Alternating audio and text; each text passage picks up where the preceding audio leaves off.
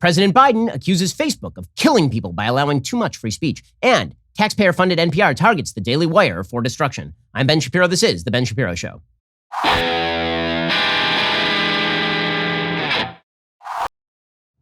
Today's show is sponsored by ExpressVPN. Stand up for your digital rights. Take action at expressvpn.com/Ben. We'll get to all the news in just one moment, and much news there is. First, let us remind you that the federal government is about to inflate the currency away. This is a thing that is going to happen over the course of time, but it does mean you should be diversified into assets other than the United States dollar. And one of the ways that you do this is by protecting yourself with investment in precious metals. Now is the time to declare your independence for your savings, cut your ties to the US dollar, invest in gold and silver with Birch Gold Group. If you haven't reached out to Birch Gold yet to diversify part of your IRA or 401k into a precious metals IRA, do it today. Text Ben to 474747. Get a free information kit on protecting your savings with gold. I buy my gold from Birch Gold. They've got an A+ rating with the Better Business Bureau, countless 5-star reviews, over 10,000 happy customers. Talk to them, have them help you safeguard your investments. Text Ben to 474747 to claim your free information kit and to speak with a precious metals expert on holding gold and silver in a tax-sheltered account. Again,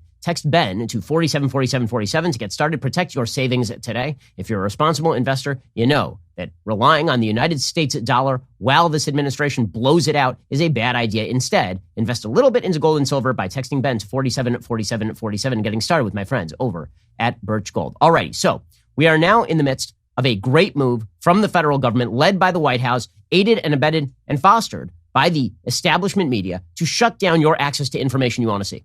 It is that simple. What we are watching right now is an overt, it's right there in the public eye. It's an overt collusion between the establishment media, which wishes to reestablish its monopoly over informational dissemination, between the media and the Democratic Party, which would like you to only see the crap that the mainstream media is often pushing, and social media, whom both of the aforementioned parties are now going to push into shutting down your access to information. So to understand how this works, you have to sort of understand briefly the history of how informational dissemination has happened in the United States. So if you go all the way back, the way people used to get their information at the very beginning of the Republic was a bunch of different partisan papers, and people would subscribe to them, pick them up. They were largely local, and they were pretty openly partisan. There is a reason why, for example, the Arizona Republic was sort of a Republican paper. Right? There's a reason why the Arkansas Democrat Gazette was the Arkansas Democrat Gazette, right? The fact is that you would have all these newspapers and they would have their various partisan spins, and that's just the way that it was. Then in the 1920s, there was this move to sort of regularize journalism. And the idea here is that journalism was a process, right? You had to have double sourcing, for example. You had to make sure that every factual claim that you made was objectively verifiable. And that's not a bad thing, but it led to the rise of a professional so-called journalist class, which would be fine if they were actually just professionals following a process, the way that scientists are supposed to follow the scientific process. Instead, what this led to was the rise of a cadre of self-described journalists who were supposedly better at this than anybody else. And they stopped doing journalism. They went back to being partisans, but they just didn't tell you. And so for years, for decades in the United States, as the media began to nationalize, as the means of transportation became better and the means of communication became better, there was a new mode of informational distribution, and it was like TV. There were only 3 networks: ABC, NBC, CBS. That was it. And everybody got their news at night from these 3 networks. As far as major newspapers, there were only a few that were nationally disseminated. It was like the New York Times, the Wall Street Journal, the Washington Post. That was pretty much it. And so everybody got their information from these very narrow bandwidths of information. Right? These very narrow means of distribution. Then came the internet and it exploded all of this. The internet basically allowed anybody to put up news. It was almost a reversion to the origins of the Republic. It wasn't local, it was national, but you could go to a wide variety of websites. You could check a wide variety of perspectives. And there was this really rich sort of interplay between how people were writing. It was in the very early days of the internet.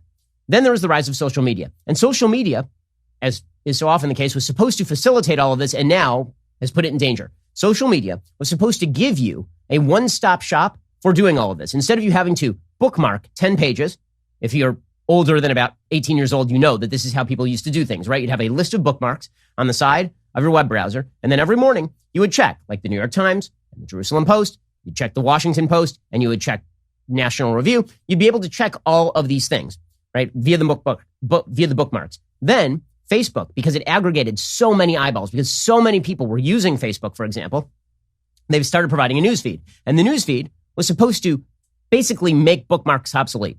Right? When was the last time you used a bookmark? right? Nobody uses bookmarks on the internet anymore because instead they have this curated list of things that they read. And that curated list is curated by social media. It's curated by Facebook. It's curated by, for example, Twitter, by your Twitter feed. Okay, so the idea here was that it was supposed to be easier for you to access all the information you wanted to see. The problem was that whereas before, because you were the person who was clicking on all the bookmarks, you were in control of the stuff that you were seeing. Having handed control of that over to Facebook or to Twitter for purposes of basically ease, right? You didn't want to click 10 buttons. Instead, you click one and then you just watch the scroll. Now, the Democrats and the media have seen that as all information and informational distribution is narrowed into these narrow bandwidths, instead of everybody getting their news from a wide variety of sources, now you get your news, quote unquote, from Facebook, and then you click through, right? Once they saw that everybody had to go through Facebook, they realized they could reestablish the monopoly. All they would have to do is simply say to Facebook that Facebook was guilty of deep and abiding sin if they allowed you to see the information you wanted to see. Twitter needed to suppress information that you were not supposed to see. It was very important that if you liked information too much that the mainstream media and the Democrats didn't like, that these social media platforms, instead of easing your ability to see information, restrict your ability to see information. So the entire rationale for these social media networks being in the news business in the first place got reversed. Instead of them making it easier for you to access information, Democrats and the media, seeing that you were now using them almost universally, they decided this is a great way of ensuring that you don't see information. This is a great way of purging these particular outlets of the information, restricting your ability to see them, shadow banning, preventing advertising. They could reestablish their traditional monopoly by using these giant companies. They were going to leverage these giant companies into doing what they wanted. And so you have this bizarre spectacle of the media who are supposed to be the great defenders of a free press. I've never called for CNN to lose its license. I've never called for the New York Times' distribution on Facebook to be reduced because I don't care. It's not my job. But these other outlets will do that. CNN will do that about Fox News. The New York Times will do that about the Daily Wire. NPR will do that about the Daily Wire, as we'll see. The idea from these folks is only they should be giving you information. And if information is obtained from any place else, then Facebook has done something deeply wrong, and they will be the judges of what is good information and what is not good information. And the Biden administration is very into this. This is authoritarian nonsense. It is authoritarian. They have a book coming out next week called The Authoritarian Moment. It is all about this. The timing couldn't be better. It is all about this. It is about the attempt by the media and the Democratic Party using social media to abort your ability to see the information that you want to see in authoritarian fashion. It is ugly, and you should be worried about it whether you're on the right or on the left or in the center. You should be worried about it regardless. Because guess what? This game goes both ways. If it were a Republican in office who were saying that Facebook should restrict information from the New York Times, the media would be going ape bleep. But because the media are complicit in this now, the media are the greatest weapon against free speech happening in the country right now. The Democratic Party are fully participatory in this because they must have utopia, and they will do it at the price of your ability to access information. It is hideous. We'll get to more of this in just one second because we can see it in practice, and it is very clear now. First, let us talk about being a responsible human being. So you need the insurance that you need. Okay, you need life insurance if you're a responsible person. You also need home and auto insurance. By law, if you want to drive around, you need auto insurance, but you're probably not getting the best price on any of this stuff. Policy Genius makes it easy to compare home and auto insurance in one place. They can help you find home and auto coverage similar to what you have now, but at a lower price. They've saved customers an average of $1,250 per year over what they were paying for home and auto insurance. Their team will handle the paperwork to set up your new policy or switch over your current one. Getting started is super simple. First, head on over to policygenius.com/Shapiro Home and answer a few quick questions about yourself and your property. Then, Policy Genius takes it from there. They'll compare rates from America's top insurers, from Progressive to Allstate, to find your lowest quotes. The Policy Genius team can look for ways to save you more, including bundling your home and auto policies. If they find a better rate than what you're paying now, they will switch you over for free. Their top-notch service has earned Policy Genius thousands of 5-star reviews across Trustpilot and Google. Head on over to policygenius.com/Shapiro Home to get started right now. Policy Genius. When it comes to insurance, it's nice and very important to get it right. Okay, so once again, to understand the origins of the new anti-social media push, the attempt to use social media as a way of restricting informational flow, you have to understand there was a tremendous reversal that happened with regard to left-wing views of social media directly after 2016. So when Trump won in 2016, the social media before that was considered this godsend. You'll recall that there were articles in 2012 about the brilliant use of social media by the Obama administration and the Obama team in the 2012 election. What an amazing job they had done in using social media to reach the people they wanted to reach. And Facebook was a tool for this. You'll remember, Facebook was a tool in the Arab Spring. Facebook was a way for oppressed and suppressed people all over the world to get out their message. Then Trump won. And suddenly the Democrats, deeply in need of some sort of narrative to explain away Trump's win, instead of just saying Hillary Clinton was a horrific candidate, which is why she lost, instead of doing that, the media and the Democrats latched onto a narrative. The narrative was Facebook, Twitter, your social media brethren, all of these giant companies, they were responsible. And the way they were responsible is they had not properly policed themselves for things like Russian disinformation, right? Russian disinformation. This stuff was super dangerous. Now, here's the thing. The Russians did try to intervene in the 2016 election. Their actual activity on Facebook, if you read into the Senate reports, does not even chart in terms of important things that happened with regard to social media in 2016. Like the actual amount of attention their posts were getting was actually low if you know the metrics. But that doesn't matter. The narrative had been set. And the narrative was that these social media outlets were being used as props by cutouts, essentially, from foreign countries. Then something subtle happened. All of these informational outlets, members of the media, the Democrats, they shifted the argument from it's Russian disinformation, meaning actual agitprop put out by a foreign government in order to pervert an American election, which is actually dangerous and which should be prevented on social media. They moved from disinformation to, they just switched one letter, misinformation. Misinformation was anything Democrats didn't like. Now, social media had to step in and prevent misinformation, not disinformation, right? Disinformation is an actual term that is used in the intelligence community to talk about a foreign government subsidizing agitprop. Misinformation can mean anything. Misinformation can mean the Hunter Biden story a month before the election. Misinformation can mean that you don't think Anthony Fauci did a good job during this pandemic. Misinformation can be nearly anything, so long as the media call it misinformation and then call on the federal government to pressure Facebook into preventing its dissemination. You can basically leverage Facebook into doing whatever you want, right? The shift from disinformation to misinformation is deeply important. At the beginning, the social media tech bros, they were kind of resistant to this. They said, yeah, we'd have to do a better job with Russian disinformation. But the reality is that we are platforms, right? And as platforms, it is not our job to go around trying to discern true from false in a variety of public settings. We're literally a platform in the same way that, like, your phone line is a platform, right? When you get on your phone line and you tell your wife that you'll remember everything at the grocery store and then you don't, that does not make the phone line responsible for you saying something untrue to your wife. Facebook is not responsible. I mean, legally or morally, they're not responsible for people saying things that are untrue. And certainly they're not responsible for a subjective claim that some people think is true and some people think is false. And at the beginning, Facebook kind of acknowledged this, right? Many of social media's heads would say, yeah, we're not responsible for that. Freedom of speech requires that we allow opinions that we may not like and allow dissemination of information that you may think is false, but is actually arguable and we need to have conversations over. And then over time, as the Democrats pressed, you started to see social media react to the press.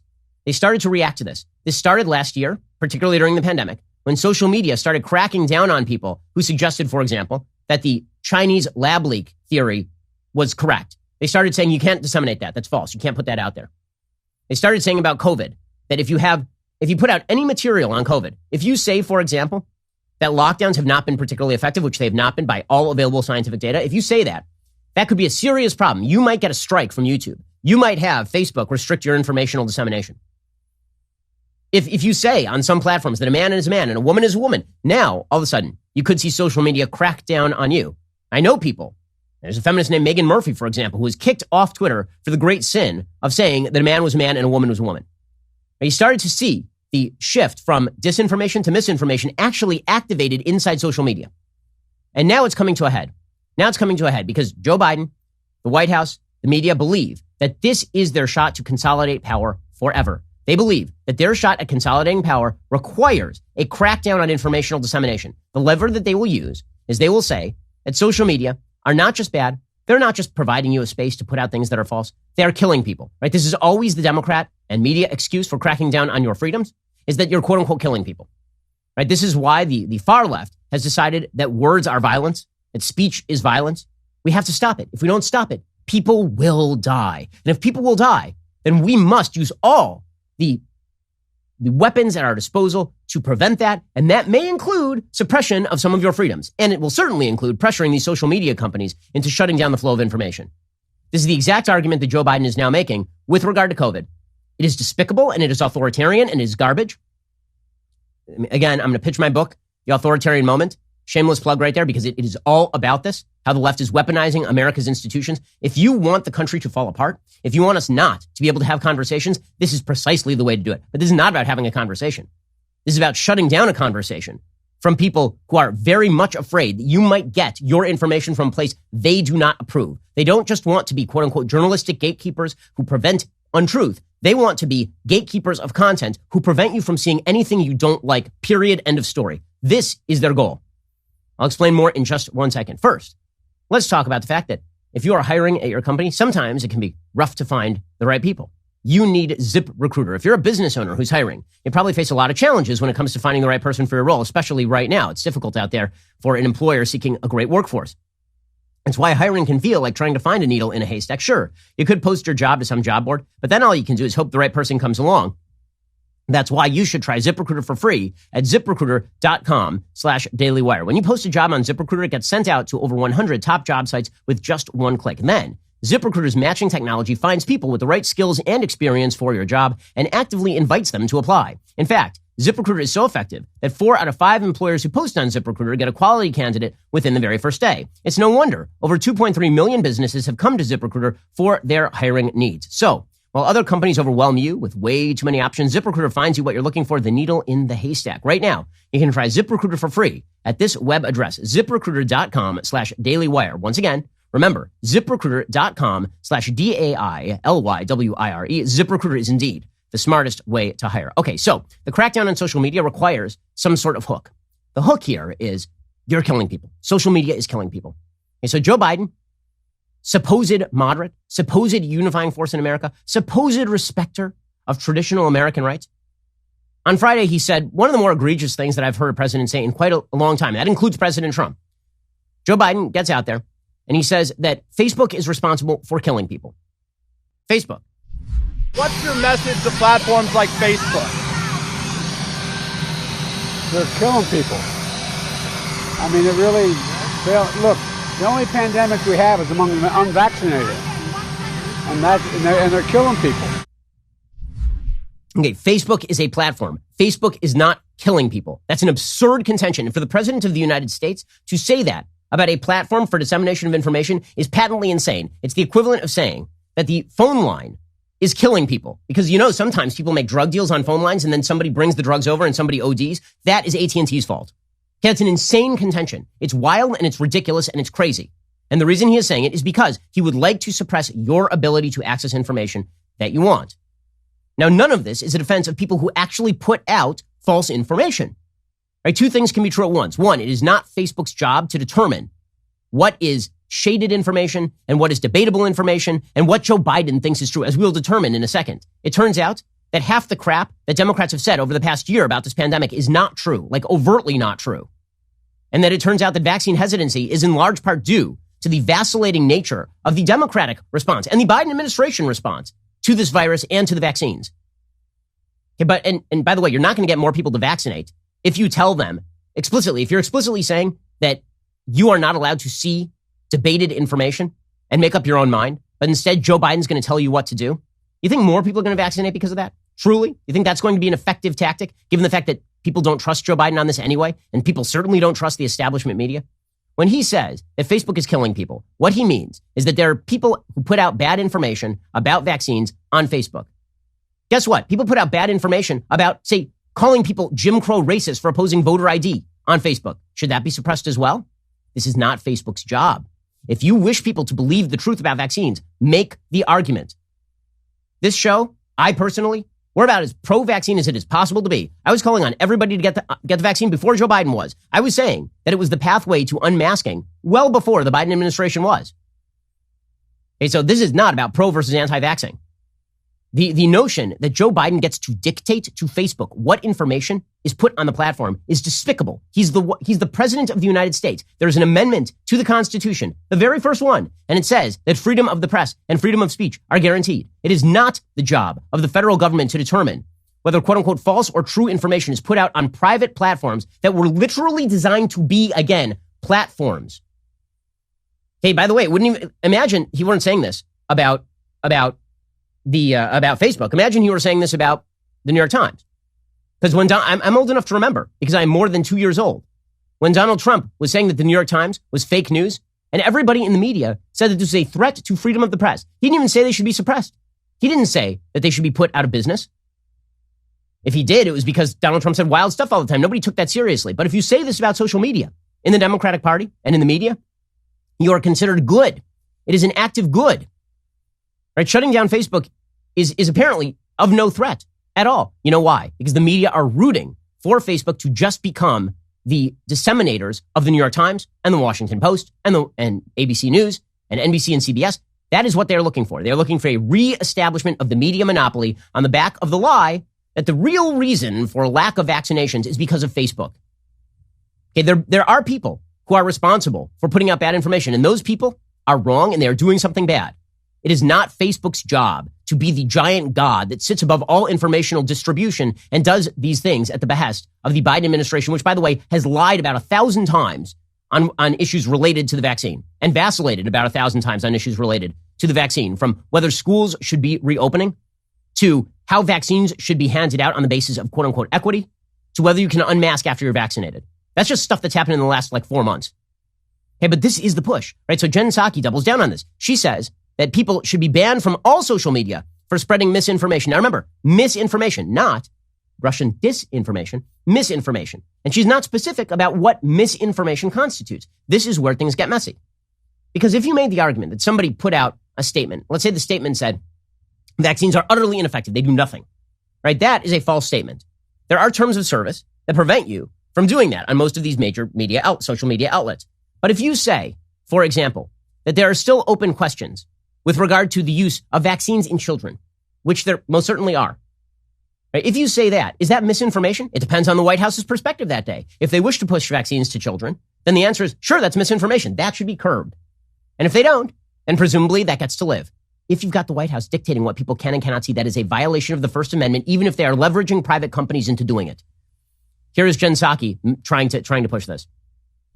Steps that we have, that could be constructive for the public health of the country are providing for Facebook or other platforms to measure and publicly share the impact of misinformation on their platform and the audience it's reaching.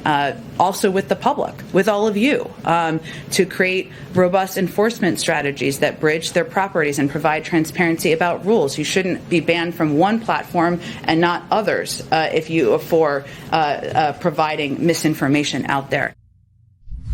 So you should be banned from all. Does this sound like a centralization of power over freedom of dissemination of information to you? And do you trust these people to decide what constitutes misinformation? According to these people, the Steele dossier was not misinformation, even though it actually probably was Russian disinformation. It was not misinformation, the Steele dossier, but the New York Post printing details about Hunter Biden's laptop was misinformation, according to these. So you trust them to determine what information you can see? This is a scary, scary thing that they are pushing, and it is the media who are complicit in it. The media is worse than the government here. We'll get to more of this in just 1 second. First, let us talk about a simple fact. You've got medical problems. You should get the medical problem solved, right? You shouldn't sit around and wait for the medical problem to solve itself. It's very rare that it happens, particularly when you've got a life-affecting problem like erectile dysfunction. With Roman, you can get a free online evaluation and ongoing care for ED, all from the comfort and privacy of your home. A U.S. licensed healthcare professional will work with you to find the best treatment plan. If medication is appropriate, it ships to you free with 2-day shipping. The whole process is straightforward and discreet. Getting started is simple. Just go to getroman.com/Ben. Complete an online visit today. Take care of your ED without leaving your home. Complete an online visit today to connect with a healthcare professional and get it taken care of. Go to getroman.com/Ben right now. You'll get $15 off your very first month. It's really time to take care of your ED. Remember, get started today. You'll save $15 on your first order of ED treatment. Again, medical issues, they can really wreck your life. Why not just go get them solved? You can do it quickly and discreetly and inexpensively at getroman.com/Ben. You'll get $15 off your first month of coverage right now. getroman.com/Ben right now. Alrighty, so it is not merely that the government is now actively pushing social media to restrict the flow of information. Do you trust them to do this? Even if you agree with them on vaccines, do you trust them to do this broadly? And do you think they're going to restrict this to vaccines? As we will see, the answer here is pretty obviously no. It's the media too. And this is where the pathetic self-interest of media members, the pathetic, ridiculous anger at the fact that people don't want to watch CNN but do want to watch shows like this one. Get over yourselves. Seriously, get over yourselves. These ridiculous jackass members of the New York Times editorial board, these ridiculous people who work for MSNBC and CNN and who suggest that it should be the job of government to sit over social media and to tell social media when to take down information and not to take down information. How are you not threatened by this? Are you so short-sighted that you don't see how this will be used against you eventually? That if you cross the government will cross you? Do you not see that once you've set up this iron matrix between the mainstream media or establishment media and the Democratic Party and social media to suppress information, don't you see how that could flip very easily the other way? How if a Republican gets elected president, and then you've got right-wing media sources who say that there is disinformation on the platforms and they should use all aspects of power to suppress that quote-unquote disinformation or misinformation. Don't you see how that can be used against you? But you don't care. You don't care because you believe that this is your tool for forever power. You believe, and you're correct, at CNN, your ratings are gone. And so it is your job to make sure that nobody else is able to disseminate information. You over at the New York Times, yes, you've increased your subscriptions because you kept saying Trump over and over and over again for several years now. But you guys are afraid that online platforms like mine are coming after you. And so you're very happy to watch Facebook, quote unquote, suppress information, even though you're talking about suppressing information that has nothing to do with falsity. We'll see this in just 1 second.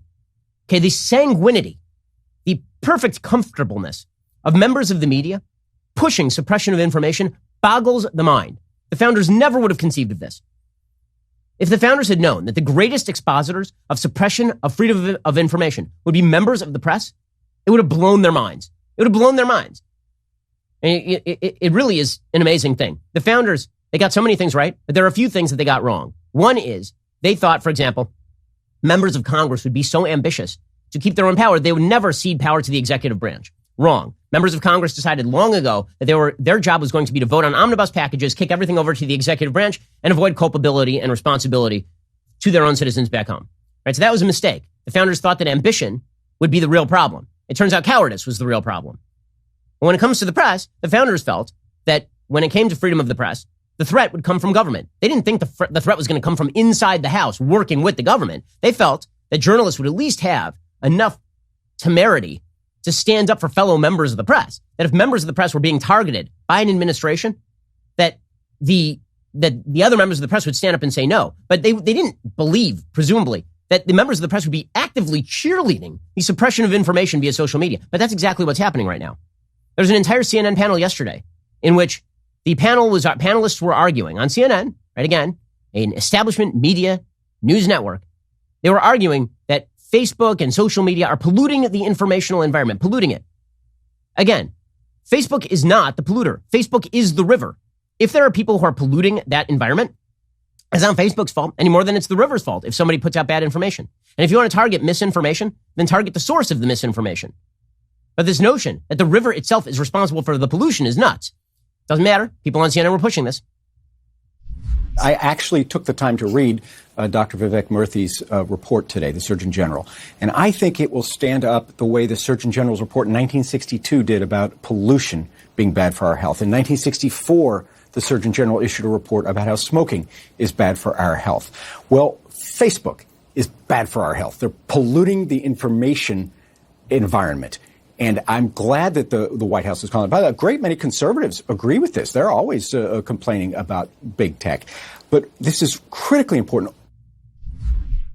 No, conservatives do not agree with the critique that Paul Begala just made. Their criticism of big tech is that big tech has become a tool of the establishment media and the government. Because you're saying this sort of stuff actively, right? Mika Brzezinski and Tony Deutsch did the same routine. Facebook has blood on its hands. Again, the goal here is there's a reason why they are directing most of their fire not at the people they actually hate, right? They're not directing most of their fire at, say, Daily Wire or at Fox News, right? First of all, they can't with regard to Daily Wire and vaccine issues because we are very pro-vaccine generally over at the Daily Wire. But even if we weren't, right, they're not directing their fire there. They are directing their fire where they think it is most likely to be responded to. They're directing their pressure campaign at the people most likely to collapse, namely the corporate heads of places like Facebook who tend to be somewhat sympathetic to the left-wing position and also are very much afraid of regulation by them. They're not, it's amazing, right? They're not directing their fire at the people with whom they actually disagree. They're directing their fire at people they know they can control. That's the reason they're attacking Facebook. That's the reason that they're attacking social media. Because if they can just use Facebook as their tool, then they can strangle the alternative media in the crib. That's the goal. Hey, Mika Brzezinski and Donnie Deutsch doing just that yesterday. How dare they still allow this to happen? So you want one simple thing. I don't care. You're putting up their response. I don't care what their response is. They can do more. They are in the trillions as far as their network, and shame on them. They have blood on their hands. I want to say it again. Specifically, call out two people, Mark Zuckerberg, Sheryl Sandberg. You run the company. If I ran that company, if I was Mark Zuckerberg and I'm worth $100 billion, I don't know. I might go into my pocket a little bit if I can save some lives. Shame on you. I stand with you on that, Donnie. Of course you do. Of course you do. Because you guys are partisan Democrats. And your goal is to pressure Facebook into suppressing not just information about COVID, but any information you don't like. So Facebook, by the way, put out its own notes. It's amazing that this is happening right now. I mean, we have information. You remember Dr. Fauci's emails? In those emails was an email from Mark Zuckerberg to Dr. Fauci specifically asking him how they could work together to suppress what they called misinformation on COVID. So Facebook was working with the government on this sort of stuff. It doesn't matter. That's not the goal. The goal is not to stop misinformation. The goal is to exercise dramatic top-down control over all information that the left does not like. They're not hiding the ball on this. This is not some sort of giant conspiracy. They're saying it directly out in the open. Facebook, by the way, said, quote, the fact that more than 2 billion people have viewed authoritative information about COVID-19 and vaccines on Facebook, which is more than any other place on the internet. More than 3.3 million Americans have also used our vaccine finder tool to find out where and how to get a vaccine. The facts show Facebook is helping save lives, period. That's true. That's actively true, but it doesn't matter. Again, the goal is broader than this. It is not about COVID. It is not about vaccines. The goal is much broader than this. Okay, here's the Surgeon General of the United States saying that social media needs to be doing more. Again, it's social media's fault. It's not your own garbage positioning on the vaccine. It's not your own vacillation and flip-flopping on the vaccine. It's not your failures to roll this thing out properly. It's not the fact that the federal government withdrew the Johnson & Johnson vaccine from the market after 6 cases of a rare blood clotting disorder after 7 million. It's not any of that. It must be social media. It's always and forever agenda uber alles. The only thing that matters is top-down control. Here's the Surgeon General of the United States forwarding that. We saw misinformation flowing around COVID-19 from the beginning. And we've raised those concerns to these companies. And I've spoken about my concerns about misinformation publicly numerous times over the last many months. My concern is that we're not seeing nearly enough progress here. And that's one of the reasons I issued this advisory. It's not entirely about the tech companies. I issued this advisory to call the entire country to action, recognizing there are steps all of us can take. Technology companies have an important role, particularly when it comes to being transparent with the public about how much misinformation is flowing on their sites. Okay, and then the great and sainted Dr. Fauci, he goes even further. So the great and sainted Dr. Fauci, the greatest doctor in America after Dr. Joe Biden, he goes on CNN with Jim Acosta, and ladies, find you a gentleman who loves you like Jim Acosta loves Jim Acosta. And he informs people that if there had been social media during the eradication of smallpox and polio, then they never would have been eradicated. Now, as we'll talk about in just one second, that's not true. I mean, it's just factually untrue. But here is Dr. Fauci spouting untruth. That's okay. He's allowed. If you look at the extraordinary historic success in eradicating smallpox and eliminating polio from most of the world, and we're on the brink of eradicating polio, if we had had the pushback for vaccines the way we're seeing on certain media, I don't think it would have been possible at all to not only eradicate smallpox, we probably would still have smallpox, and we probably would still have polio in this country if we had the kind of false information that's being spread now. Okay, so I'll explain why this is completely false. Okay, a couple of reasons. One, smallpox is a disease that kills about 30% of the people who get it. If COVID were killing 30% of the people who get it, do you think there would be any vaccine hesitancy? The answer is pretty clearly no, right? Smallpox wiped out like 1/3 of the continent of Europe over the course of the Dark Ages, right? Like this notion that smallpox, people would have been like, oh man, I'm so vaccine hesitant. This vaccine is probably more dangerous than the smallpox. You know how dangerous smallpox was? Smallpox was so dangerous that it allowed for the first actual vaccination process to take place. Because think about how crazy this is. The way they used to create vaccines is they would literally take the blood from a person who had had smallpox, and then they would inject it in another person in the hope that the antibodies would transfer. Right? They would take the smallpox from one person and give it to another person, right? And hope the body would fight off the weaker strain. And people did this voluntarily. It can, by the way, if you want to actually see it in action, then you watch the HBO series John Adams, right? Where people were doing the first inoculations as early as like the late 18th century, early 19th century. And people were willing to do that because smallpox was so dangerous. If COVID were as dangerous as smallpox, I promise you, vaccine hesitancy would be a lot lower. You know how I know this? Because look at the vaccine rates among people who are over age 65. Right? People over age 65 have vaxxed up at like a 90% rate. Why? Because that's where most of the danger from COVID lives, right?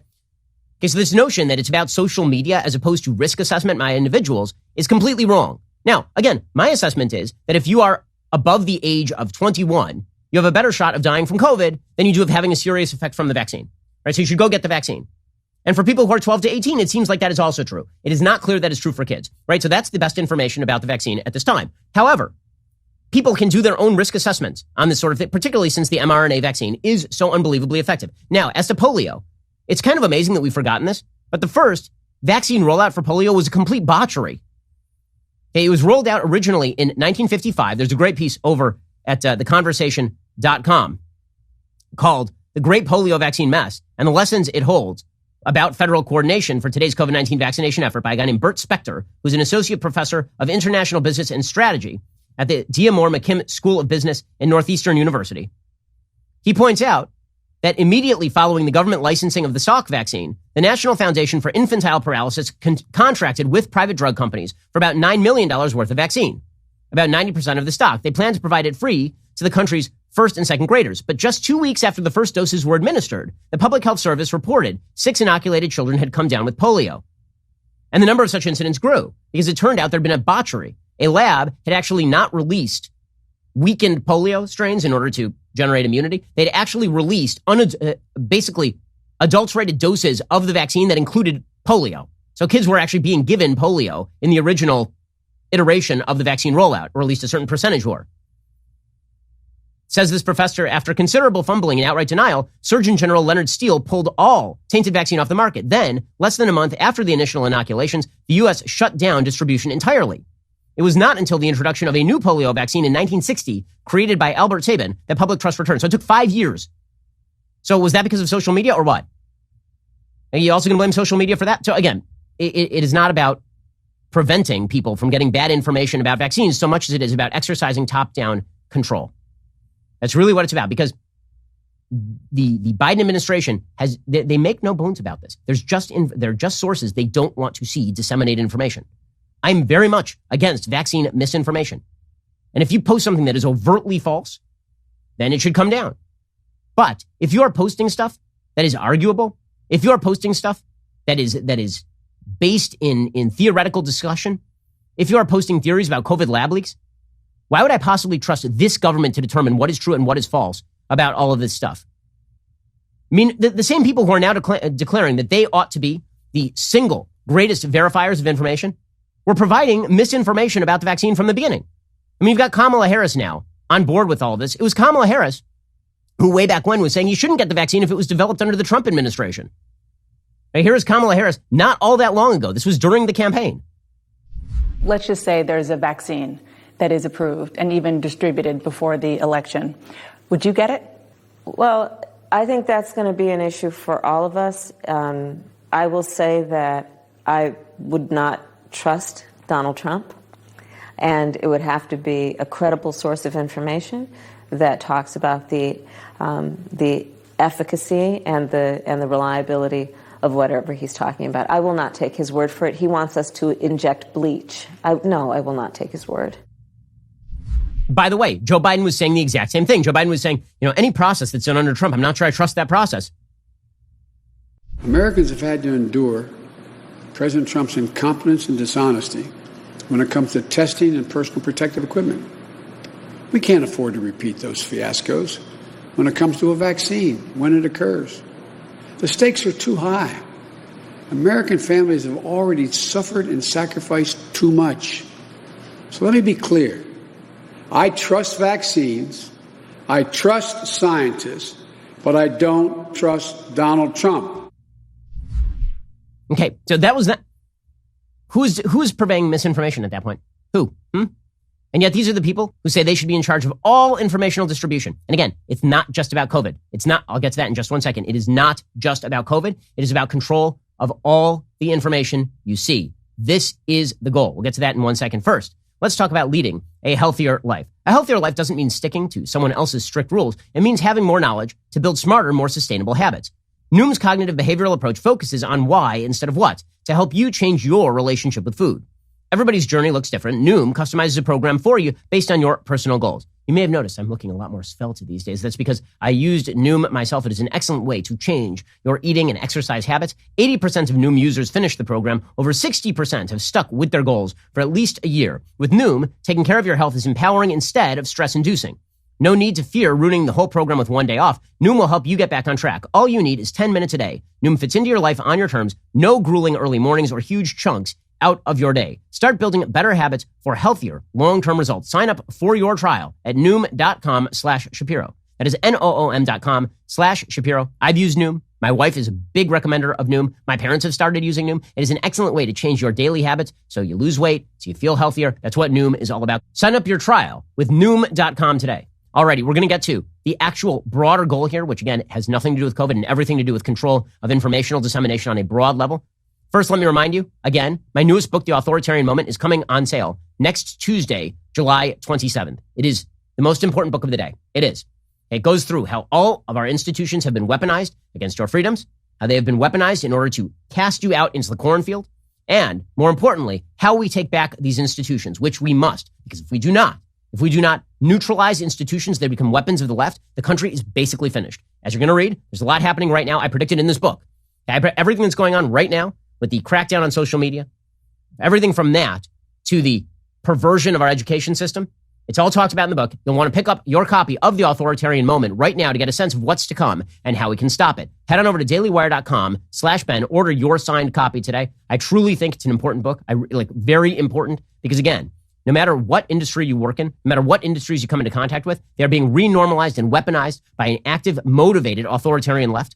I'll be doing a live streamed book signing event next Tuesday, the 27th. Pre-order your signed copy today. When you do, you'll be asked to type in a question at checkout. Then catch Tuesday's live signing to see if I answer your question and watch me sign your book. Get your copy at dailywire.com/Ben right now.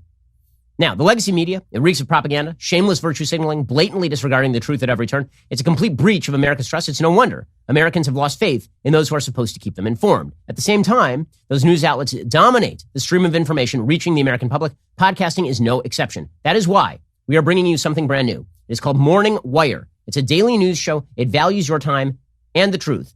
Brought to you by Daily Wire editor-in-chief John Bickley and co-host Georgia Howe. Morning Wire will wake you up with the latest developments in politics, sports, culture, education, all with a heavy emphasis on fact above all, because they don't care about your feelings. It is available today, like today. You can get all your news here. It's great. It's available today. Subscribe right now to Morning Wire on Apple Podcasts, Spotify, everywhere you listen to podcasts so you don't miss a beat. If you like what you hear, leave a 5-star review. Help point fellow Americans in the direction of truth. Thanks for listening. Go check it out. Morning Wire right now. You're listening to the largest, fastest growing conservative podcast and radio show in the nation.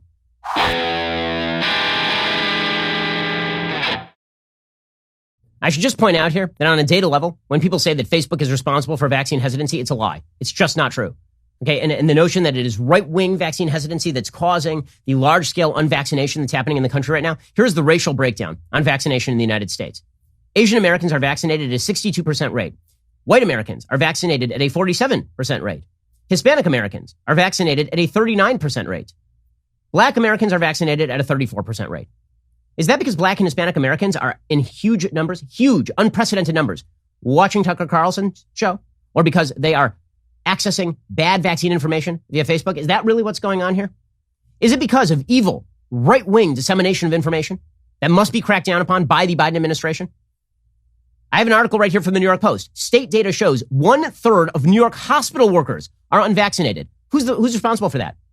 Maybe we need a crackdown on misinformation from the New York state government, because obviously they're doing something wrong. 1/3 of all healthcare workers in New York are still unvaccinated in New York City, which was like the epicenter of this thing.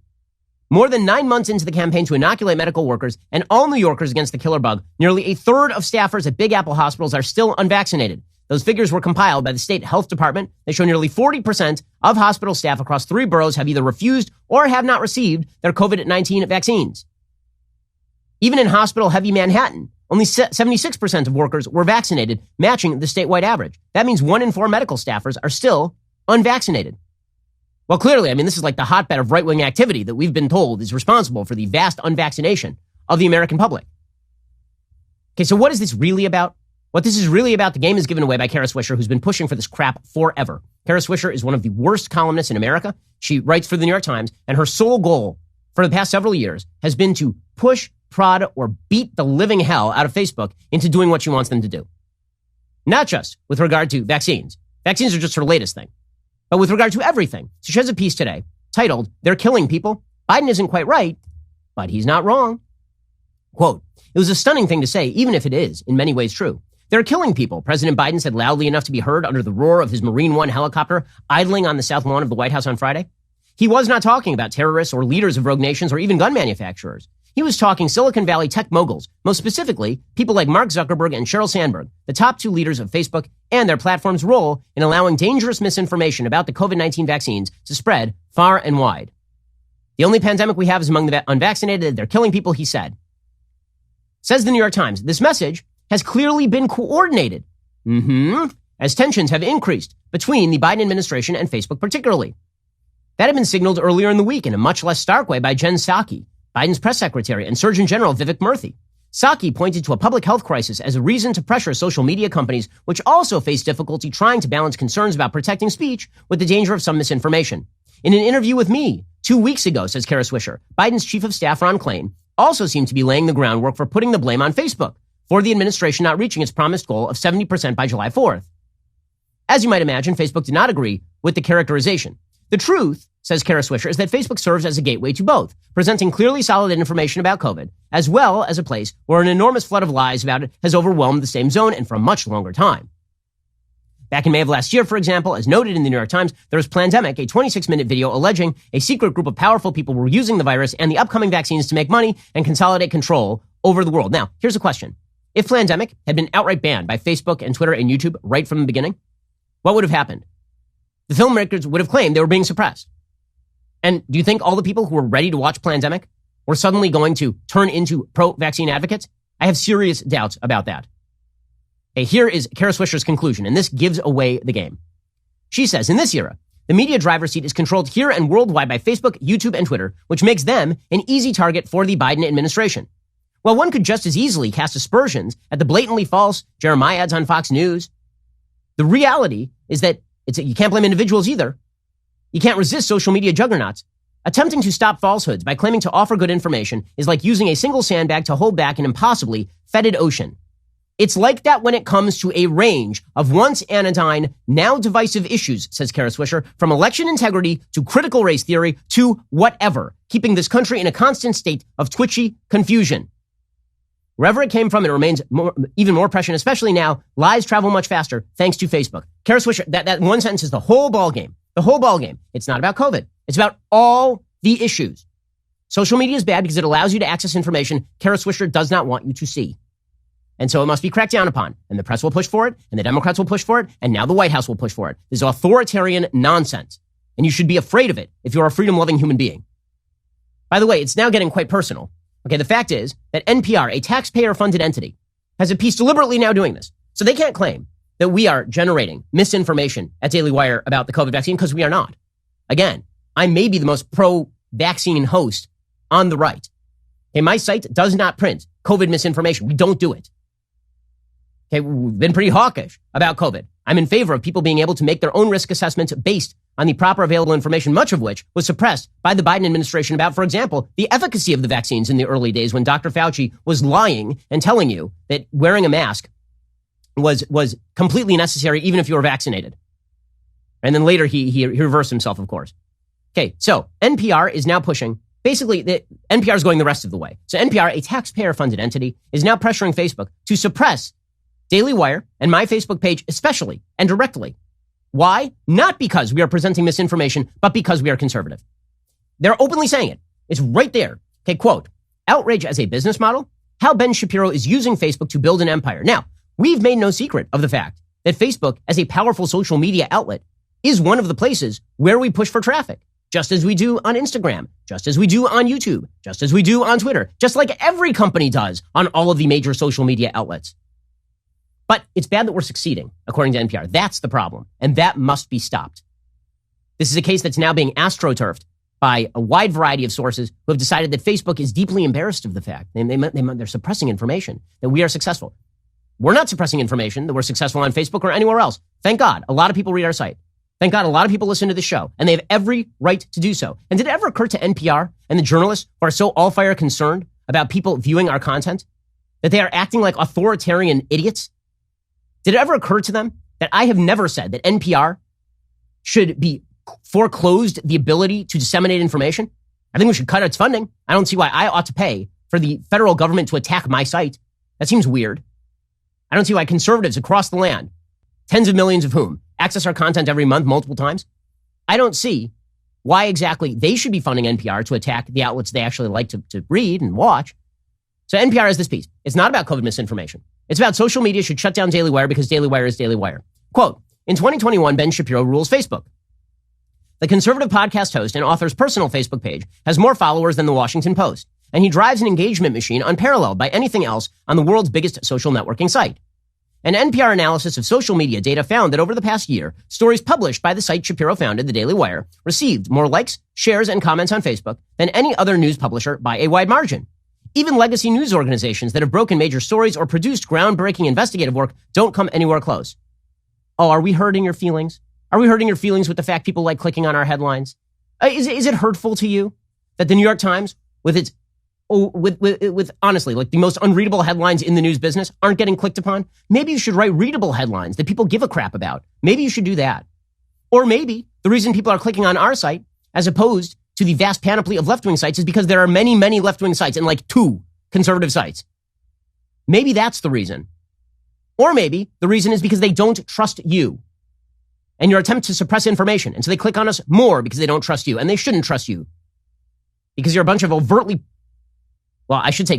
partisan. It's clear. You trying to play this game where we pretend like we don't see your bias is absurd. Here's more of NPR. Daily Wire articles with headlines like, quote, book review, proof that wokeness is projection by nervous racist white women who can't talk to minorities without elaborate codes, regularly garner tens of thousands of shares for the site. And Shapiro is turning that Facebook reach into a rapidly expanding, cost-efficient media empire, one that experts worry may be furthering polarization in the U.S. Oh my God, conservatives resist polarization. See, it's so funny. This is how the left views polarization. Polarization is usually when people unfairly attack one another and tell lies about each other. Say like when the president of the United States says you're a Jim Crow segregationist because you like voter ID. Like that would be furthering polarization. But here's the thing. For the media, for the left, their monopoly prevents polarization because you see there's no other point of view. If it is unipolar, there is no polarization. If there is only one pole, there can be no polarization, you see? It's amazing. If there's a monopoly on information and everyone agrees with each other, there's no polarization inside the monopoly. But the moment Daily Wire exists, polarization. It must be stopped. Shut down Daily Wire. Says NPR, again, a taxpayer-funded entity, quote, there's a demand among certain subjects of the public for outrage politics, said Jamie Settle, the director of the Social Networks and Political Psychology Lab at the College of William and Mary in Virginia. This happens on both the left and right, but the people who do this on the right have just found a lot more successful ways of doing it. Have we? Because Joe Biden won 80 million votes on the basis that everyone who had disagreed with him was a threat to democracy, and he's still saying it. The Daily Wire did not respond to interview requests from NPR for this story. Yeah, you know why? Because that's why. You think I don't know your agenda before you start this crap? We know your agenda the moment you email us as part of an astroturfed effort to force Facebook into stopping the dissemination of our website. We know exactly what you're doing. Everyone can see what you're doing. You're the world's worst magicians. Don't even misdirect with this hand. You're just doing the trick right here. Says NPR, the site produces very little original reporting. Our investigative reporting team would beg to differ, people like Luke Rosiak, who have been breaking stories from Loudoun County, but instead mostly repackages journalism from traditional news organizations with a conservative slant. That alone wouldn't be newsworthy. The circle of life online means information is written and rewritten in a seemingly infinite loop. But the Daily Wire has turned anger into an art form and recycled content into a business model. Wait, now, so now the problem isn't that we're lying, and it's not that we're doing anything different from anybody else, it's that we're good at it. Oops. I'm so sorry. Are we hurting your feelings? Here, oh, poor NPR. So sad. Get out the world's tiniest violin. In May, the Daily Wire generated more Facebook engagement on its articles than the New York Times, the Washington Post, NBC News, and CNN combined. Yeah. You know why? Because we're good at our jobs. And because you guys kind of suck. Okay, that's the reality. People don't like your content, and so they click on the opposite content. By the way, if you think the New York Times, the Washington Post, NBC News, and CNN are having media troubles in terms of like people clicking on their sites, this is a complete misread. I promise you that all of the sites that you just mentioned have bigger traffic than we do overall. Other conservative outlets like The Blaze, Breitbart News, and The Western Journal that publish aggregated and opinion content aimed at invoking outrage have also generally been more successful at generating engagement than legacy news outlets over the past year. The success of those outlets on Facebook may also undermine conservatives' oft-repeated claims that social media networks have an anti-conservative bias. Okay, well, I mean, I can show you exactly when and where the spigots get turned off on our traffic because we watch it every single day. So, yeah, no. Tracking the amount of engagement a post or outlet gets on Facebook is not the same thing as tracking the number of people the content actually reaches through the platform. In October, Facebook released data showing that the sort of conservative clickbait that performs well in engagement metrics was not actually being seen by as many people as articles from the more mainstream news outlets. Okay, so in other words, they're now complaining that people click on our headlines but don't read through to the story. So they're basically now admitting that they still get more traffic than we do. But we're still bad because we exist. The Daily Wire is clearly successful. Well, thanks. We appreciate it. The company is growing and profitable, according to CEO Jeremy Boring, who told Axios earlier this year the company plans to expand more into entertainment and further build out the Daily Wire's smartphone app. While other publications have seen their engagement numbers for Facebook fall off this year, the Daily Wire has stayed fairly constant, according to NPR's analysis. I'm depressed by it, but I'm not that surprised, said Settle. This has everything to do with the psychology of news consumers and the broader issues with polarization in American culture. See, again, the problem is polarization is caused by us existing. This entire article is just we exist. Daily Wire exists and people read it. Polarization! Maybe it's polarizing that you want to shut us down. Maybe that's the polarizing aspect of American politics these days. Again, for the 1,000th time, I have not called for NPR's informational distribution to be shut down. I've done so with regard to no other media outlet. But I'm noticing a lot of people from these media outlets want me shut down. Weird how that works. The articles the Daily Wire publishes don't normally include falsehoods. And the site says it's committed to truthful, accurate, and ethical reporting. But, as Settle explains, by only covering specific stories that bolster the conservative agenda, like negative stories about socialist countries and polarizing stories about race and sexuality issues, and only including certain facts, readers still come away from the Daily Wire's content with the impression Republican politicians can do little wrong and cancel culture is among the nation's greatest threats. So in other words, again, this is NPR saying you're conservative, so you're bad. They admit that we are not saying anything false. They're just angry that we're conservative. By the way, the New York Times only covers specific stories that bolster their narrative. They only tell you specific facts that bolster their narrative in the same way we do. The difference is we're honest and they're liars. They'll tell you they're objective and we're conservative. Get over it.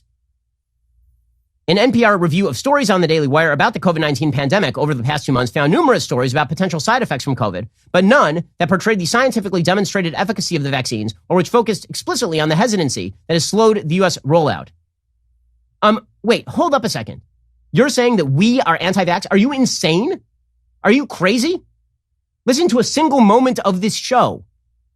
Okay, the site routinely talks about the efficacy of the vaccines. We do this all the time. Often the site's headlines seem like a conglomeration of conservative buzzwords. This is reporting from NPR, your taxpayer-funded entity.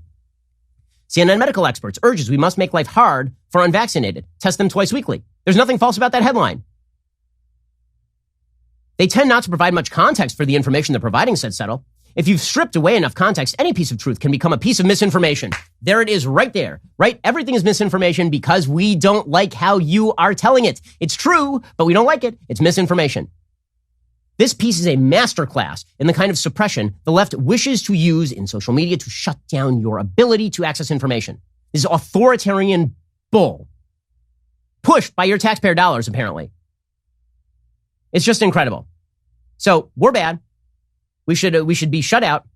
They say in the years since he left Breitbart News, Shapiro has carved out a rare niche within the conservative media world. The graduate of Harvard Law School taps into many of the same culture war themes that former President Donald Trump played into while also disagreeing with Trump, a feat he's managed without becoming a target of the former president's ire. Shapiro has publicly denounced the alt-right and other people in Trump's orbit like Steve Bannon, as well as the conspiracy theory Trump is the rightful winner of the 2020 election.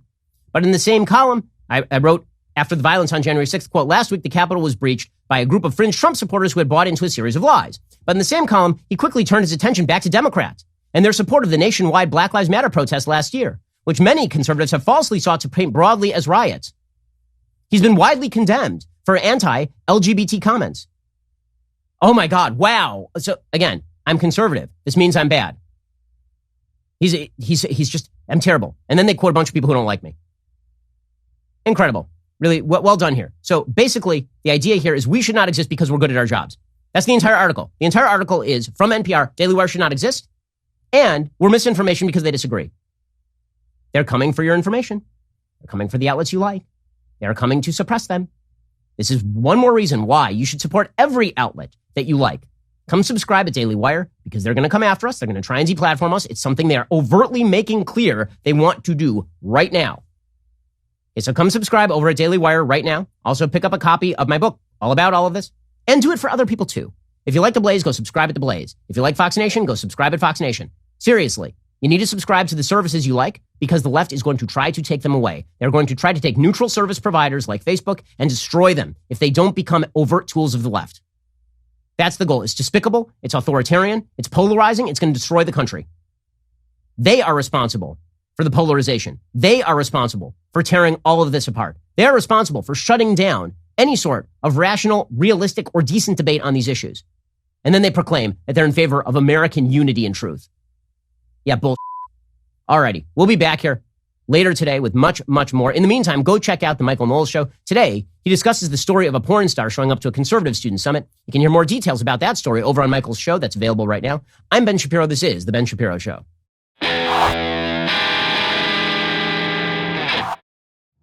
The Ben Shapiro Show is produced by Elliot Feld. Executive producer, Jeremy Boring. Our supervising producer is Mathis Glover. Production manager, Pavel Wydowski. Associate producer, Bradford Carrington.